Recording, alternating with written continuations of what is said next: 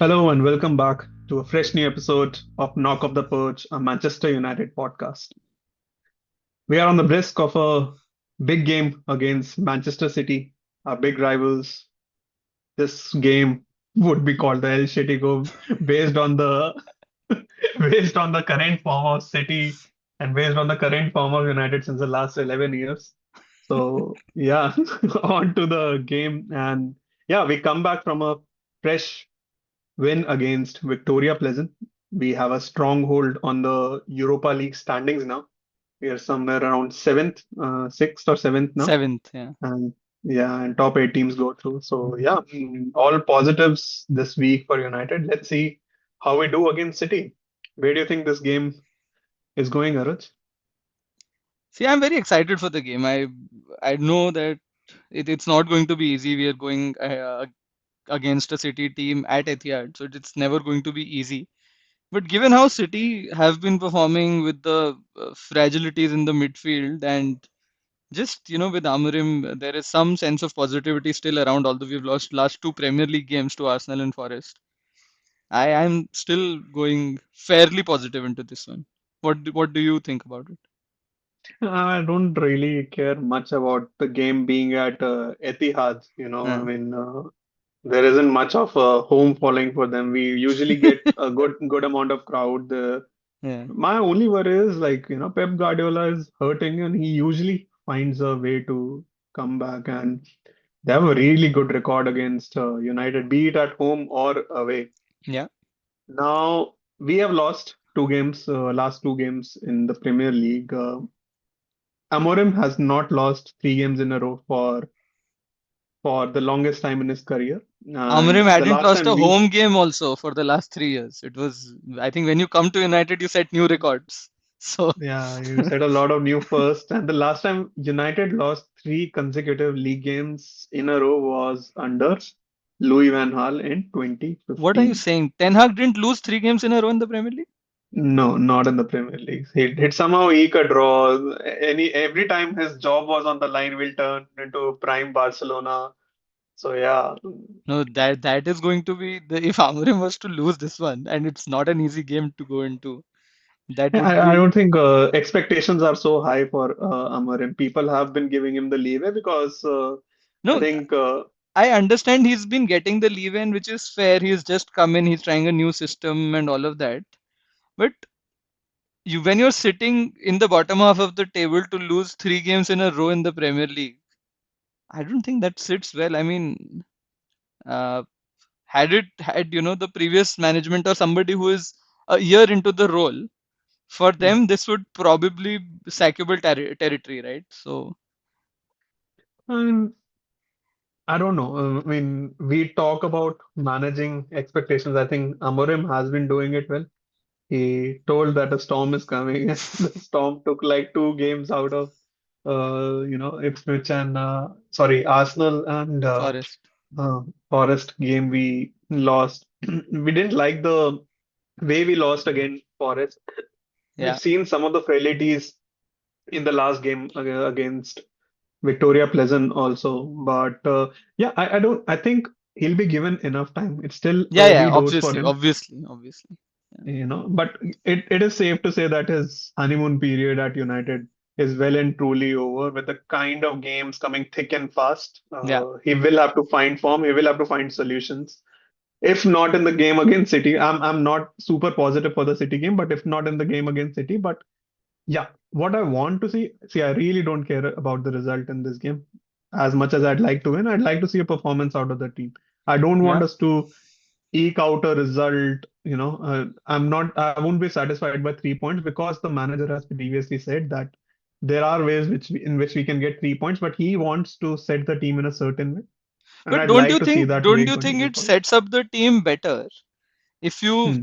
at times go for the short-term sightedness? I mean, it's a game against City. Hmm. It's your City rivals. It's a probably your biggest game in the season. That's the first game you look at when the fixtures come out. Hmm. Does it not Hmm. make sense to figure out a way to win it because the kind of momentum it could create? I'm sure, yeah, Hmm. you for games against Ipswich, Forest, Victoria Pleasant, and all of that. you try and play that philosophy even if you lose the game, which is okay. We lost the game against Forest on certain individual errors, right? So Hmm. you don't really put it on the style of the style the manager is trying to play. But for games Hmm. against Arsenal, the games against City, you try and focus a little bit on the short term as well, right? And I think he was doing that against Arsenal, wasn't he? He did that against Arsenal. So his whole game plan has been quite pragmatic. I don't think it's very much different. It would be very much different for City. In fact, for Arsenal, it worked for about 60, 70 minutes. The only problem that day was we didn't create enough chances or take the chances which we created. Correct. And the That has corners, to be obviously. corrected in any of the, yeah, and corners, yeah. I mean, Stoke City is always dangerous. What can we do about On it? a cold, But windy that being night at said, Emirates. yeah, City is coming at a low point in their form. They haven't seen this. This is unprecedented territory for them. I think They City haven't have seen these seen things. this. Guardiola hasn't seen this. Guardiola hasn't seen this. These players haven't seen this. These Yeah, players yeah. are too used to winning, right? And we don't know what we'll get out of them. I think do you think, and I know we are getting too much into a little bit of a philosophical discussion, but do you think this team is not motivated enough anymore?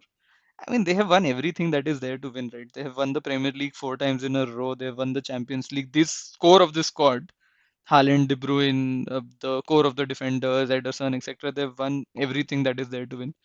Do you think Guardiola is not able to motivate them anymore? I don't think so. I think man management wise, Guardiola is the best manager right now out there, and it's just a point of them having a lot of key players injured at the wrong time.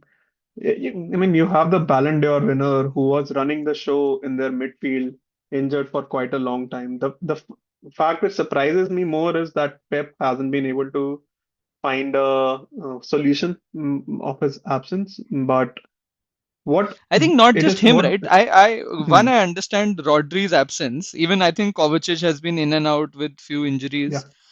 Also, if you look at it, Foden was the PFA Player of the Year last Hmm, year, hmm, and I haven't seen a bigger drop off in a player who was last year the Player of the Year in the Premier League, and next year he's non-existent. So I think hmm. that also last year there was a lot of reliance on Foden's attacking output, and that has also gone away. So probably that also has something to do with it. I think all of this generates from the fact that the engine is not properly working. When your midfield is working smooth, like in Rodri's role in that City's team wasn't just breaking chances. It was, venturing in the next third half also. He did Oh, he spread a was lot of balls. scoring a lot of critical He was goals also. scoring a lot of goals. Yeah, he was scoring bangers at that time as well. So that being said, a player's absence will be felt like that, and he has a lot of players. And even for this one, for United, he wouldn't have Rico Lewis. He'll be suspended for this game. He was talking about Yeah. having makeshift solutions. He was talking about starting Nunes at a fullback position. Hmm. So yeah, we are seeing some inkling of Pep Guardiola trying to find a solution, but yeah, it will be the game will be won and lost on who has the more metal in this team, who wins the more second balls. Because both the teams right now, at this point of time, are leaking goals. True. So True. it will come about who scores the first one and who has the Yeah. more Yeah. dominance during the game. No, cool. I think talking about leaking goals, let's talk about the game against Victoria Pleasant as well a little bit in the lead up to this City game. Uh, our goalkeeper, who pretty much I think was in the running for being our best player this season so far. I think now two back-to-back games against Forest and Victoria Pleasant, where Onana has directly been responsible for conceding a goal. But we did manage to find solutions eventually. I think the first half was such a snooze fest.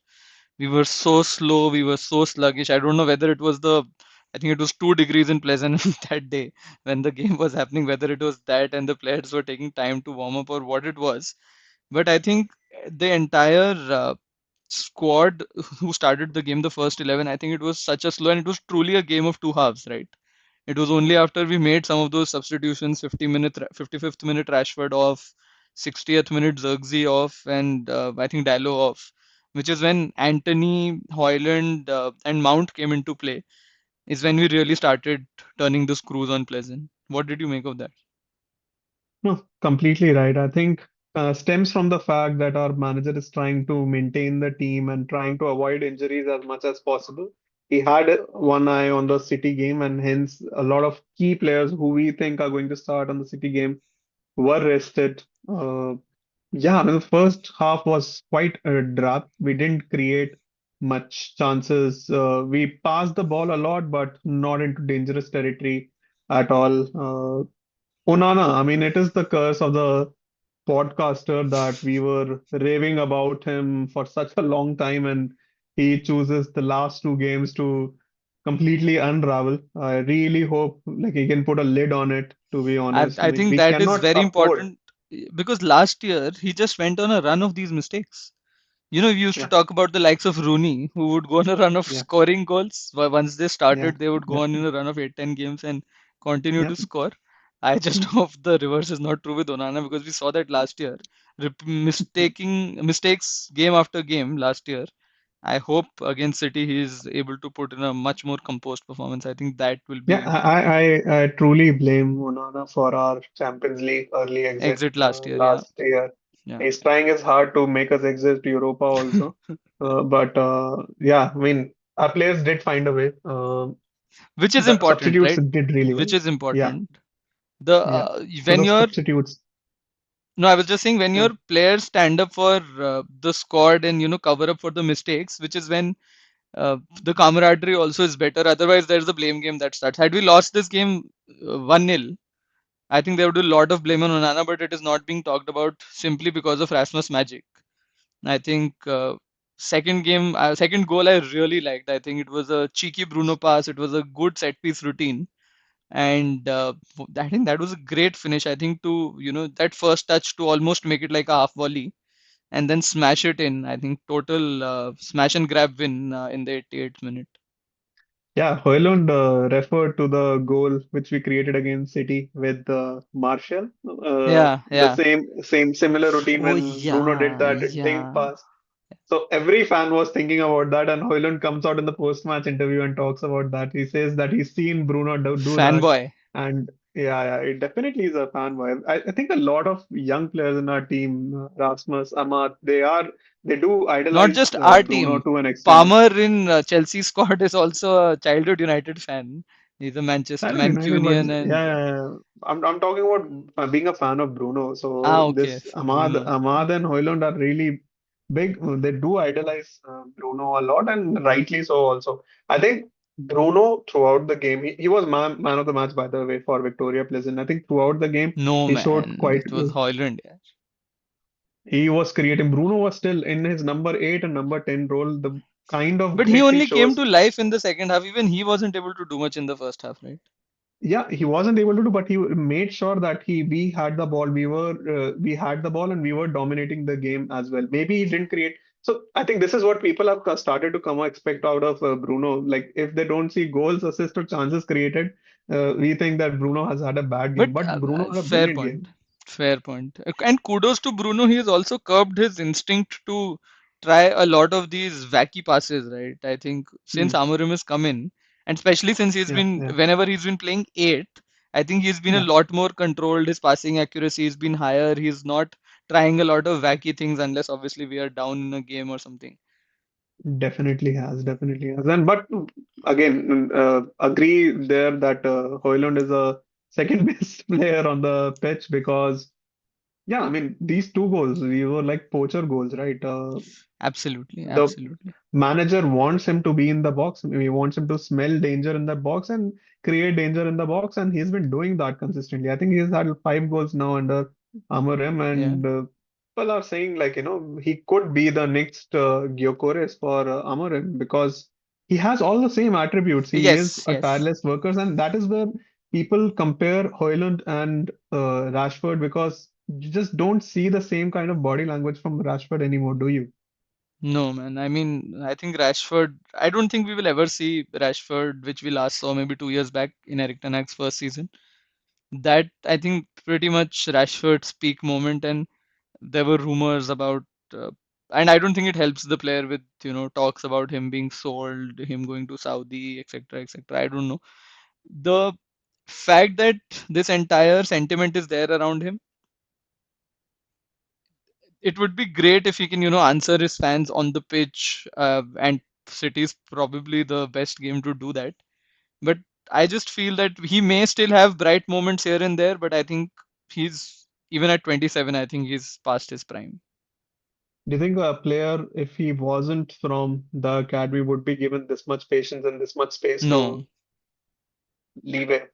no, No, I don't right? think so. I think there's all So that they're sentimental and nostalgia value, right? He came in and at 18 years old, did those first two games, four goals, two in the against Midtjylland in the Europa League and two against Arsenal immediately after.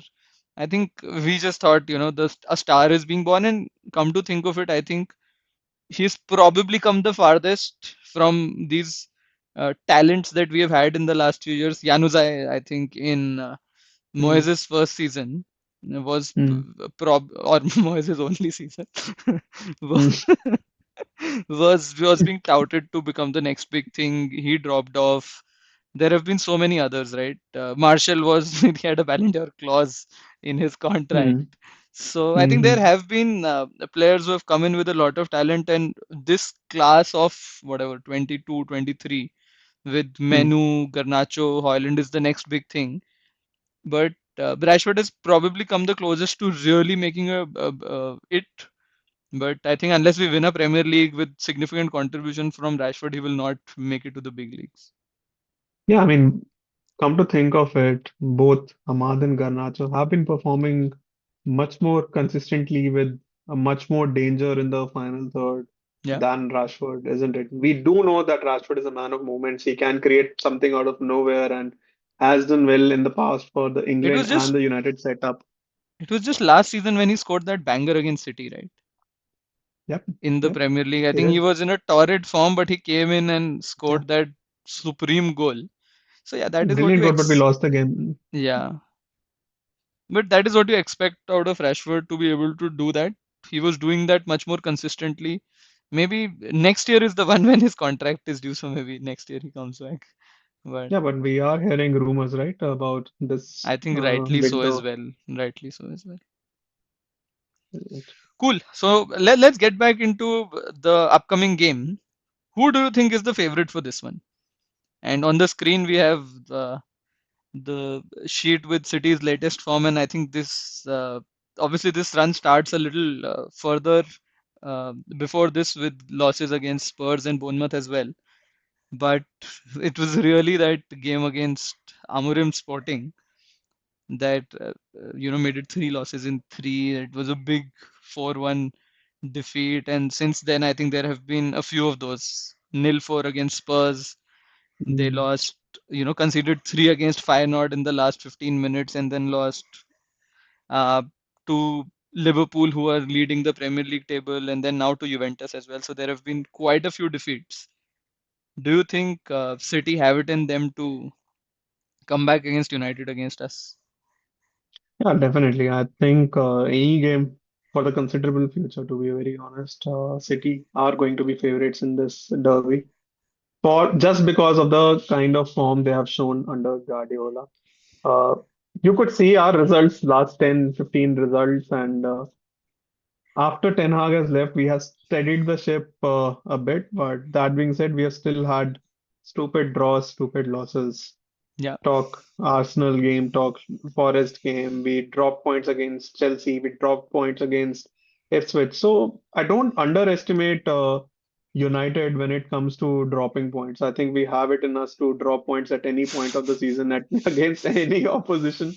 So that's why I don't think even with the City current form, Okay. United become automatic favorites. Let me flip the question. Do you think it is United's best chance to grab a win at Etihad in the recent past? Sure, why not? I mean, with City's recent form, this is as good a time as any to see at any given point of time, City is gonna bounce back. We can just hope that this is not the game, right? Yeah. Uh, but like I said, both teams have shown defensive realities. It will come down to who scores the first goal, who wins the second balls. It's very cliched way of looking at the game, but I really don't see City's form as a point of confidence for us. Like it's as much as I love to hate watch City, as much as I love to see their downfall in the last couple of months. This game, like I've had one eye on this game. I really hoped that we'd have arrived at this game a bit more confident, but the Forest loss, the goal conceded and the under like against Victoria Pleasant, these couple of things they make me wary about our our game plan, our team, our squad players. They have that mistake in them. So I understand that 30, 40 minutes we can play a good game, but I Yeah. really understand that, we have that acute mistake in us at any given point of time during the game. That being said, you were right in mentioning that we are very close to arriving to our best team. Amorim has been doing that chopping and changing, and I do believe Amorim did keep the best 11 players for this game. Yeah, I think the lineup against Victoria Pleasant was with an eye against the game against City. Let's lead up to that. But before we do that, let's talk a little bit about what we can expect out of City and also focus a little bit on the key battles that will become critical in this one. So up on the screen we have the last two starting lineups for City. I think the one that we have on the left is against Juventus, and the one on the right against Crystal Palace in the previous Premier League game. So I think one thing that stands out for me is players not in their right position, and which is what I think with the kind of losses they have had in the last few games, a lot of chopping and changing, trying Grealish in the central midfield role, and moving Bernardo Silva around from central midfield to to a winger position. And I think even their fullbacks, Rico Lewis tends to step in the center midfield a lot Yeah, when he is playing, and he won't be there in this one. And I think the other left-footed fullback or center back, I think Ake, he doesn't. Is he injured? I don't remember. Yeah, he's so I not think fully fit. I think that only leaves I think Diaz and Guardiola available because even Stones is out from what I remember. So or he may be a touch and go for the game against United. But what do you make of it? I think where is the danger for United here? Where do you see us being pressurized? See, I've seen a couple of City games and I've seen Doku create a lot of chances, scoring as well as creating a lot. And so is this new person, new guy, Savinho. Or Yeah. if Savinho doesn't play, is it Mahrez Bernardo light. Silva there? Savinho is Yeah, full Mahrez light.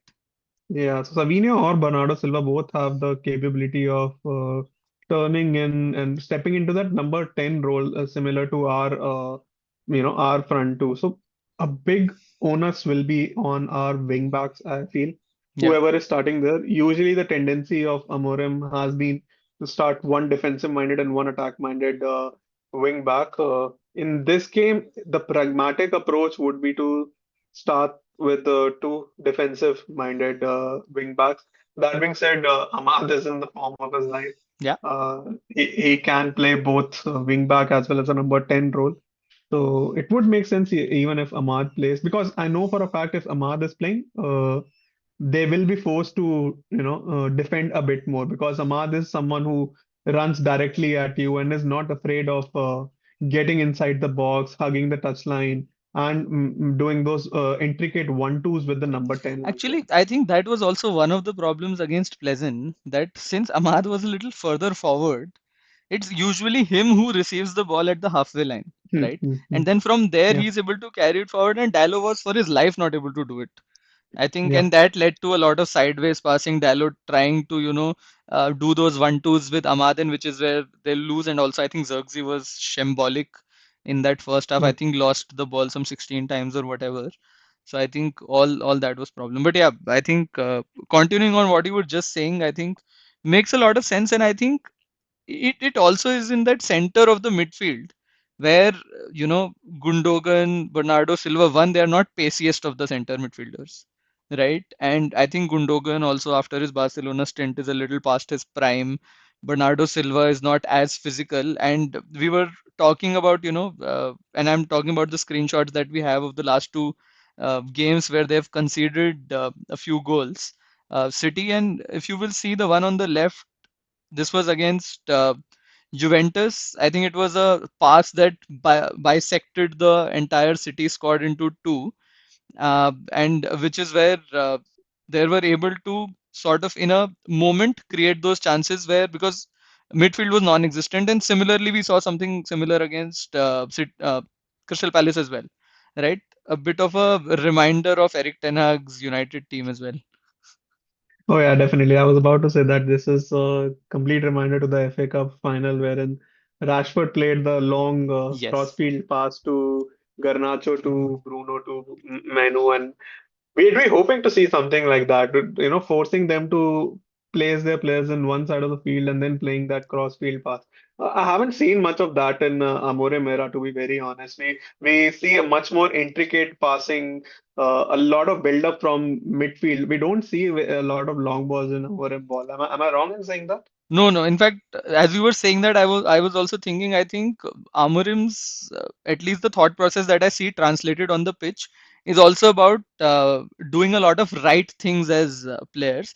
So Mm. they tend to do shorter passes, which are, the passing accuracy will be higher. You will find the player who is in the best possible position to deal with the situation and stuff like that. Which is you where you will see when we have that four-man midfield, or Mm. it becomes a five-man midfield if one of the center backs tend to join in or one of the tens drop in.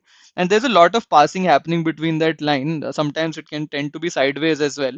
And even in the back, you will see, and Delict especially because he is playing at the pivot of the three, like he's the central defender of the three central defenders. He holds the ball for a long time.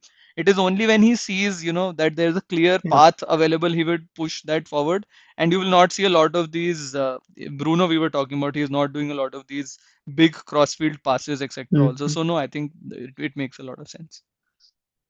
Yeah, the only long passes I see are from center of the defense, Yeah, or maybe a Maguire doing it because they've been I think accustomed to do it, and Leeds are playing so. these They're not long switching balls. sides, but at times, Martinez is trying to Yeah, find a number 10 or a correct, Hoyland or somebody. So some correct. of that might be happening. Yeah, Yeah, cool. Uh, brilliant. let's talk about our possible 11. I think we were speaking about the fact that there was a lot of uh, thought process that went into the previous starting 11 with an eye on this one. And possibly with whatever is available, I think Amorim is trying to figure out his best 11, especially with the game against City now. And my few initial thoughts are that, Onana, Delict, Martinez in the defense, if we talk about, are pretty much sorted. I think those three should definitely be there. And as much as I like Mazarawi, I will not say that he is a definite starter at the right centre back position for us at least, because Euro has made some sort of claim and Euro was rested for the previous one. Do you think he starts as right centre back or does Mazarawi do that? See, I'd like Mazurai in the team somehow. I don't really care if he's starting at the center back or the full back position. Yeah. Other fit center backs we have are Maguire and Evans. Evans has also I returned think for even this one. Lindelof is back. I think he was in the squad for the previous one or something like that. But yeah, I think Yeah, he's nowhere near the starting 11. yeah, nowhere near the starting line. Oh, I think Euro, again, it'll be a game too quick for Euro. I think it'll be too big a game for Euro to start against City without having a lot of games under his belt. Yeah, I think we'll be better suited with Mazraoui, who's had a good run of form, and his intelligence at that point will help us not just defend intelligently, but also to move forward. I think he can distribute the ball really well to the wing and midfield. He more often than not chooses the right person to pass. So I'd want back three of Martinez, Delit, and Mazraoui, at least for this game. Not necessarily the best playing 11 we have, but yeah, for this yeah. game particularly, I'd like to see that. Even if it were up to me, I think even I would start Mazarawi there. But I just have a sense that Amarim tries to go a little more solid for this one. And Euro, who has now, I think, started two and was completely rested for the previous one, I have a feeling Euro might start. But yeah, let's see. So, talking about the wing backs now, I think in terms of possibility, it's Ahmad or Dalo who is possible to play the right wing back position. And Mm. on the left wing back, if Dalo doesn't play right, he could play left with Mazarawi as the other option, or Malaysia, who started against Arsenal, by the way. And I think one thing to discuss here is also that does Amorim go super pragmatic and start five defensive minded players, which he did against Arsenal as well, or does he start Ahmad and tries to take the game to the opposition here? I feel Ahmad is equally efficient when he's playing in that number 10 role because he's played that role for a long time when he was part of Sunderland as well. So, my ideal right back, left back, or right wing back, left back combination would be Talo and Mazurai. Hmm. Of course, we don't have Shaw anymore. So yeah, Dalo and Mazurai for me on the wing backs. And Ahmad maybe in the number 10 positions, which brings us to the midfield too.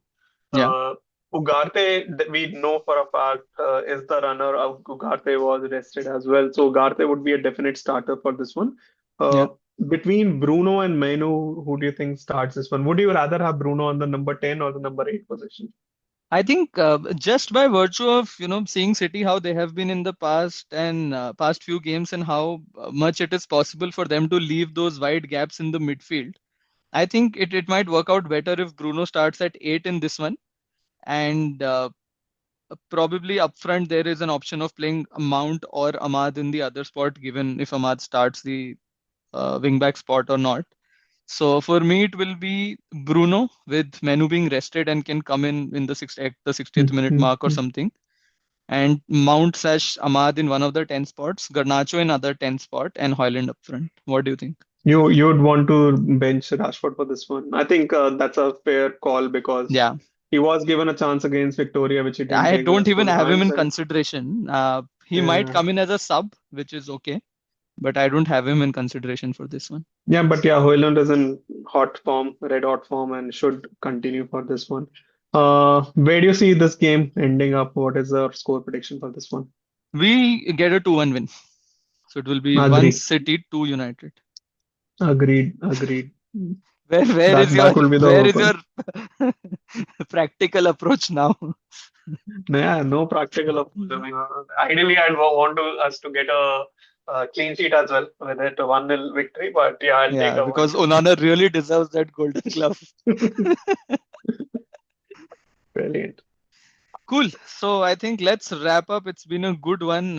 We came in. We were discussing about our emotions getting into this one. I think this is going to be an exciting one. We always look forward to the game against City whenever we have that in our fixture list. So yeah, this is going to be an exciting one. And do share it. Do share the episode with your friends. Do let us know how is it that you liked it and if we can improve in any shape or form. And yes, as always, this is our perch. Let's knock him off. Until next time, stay united.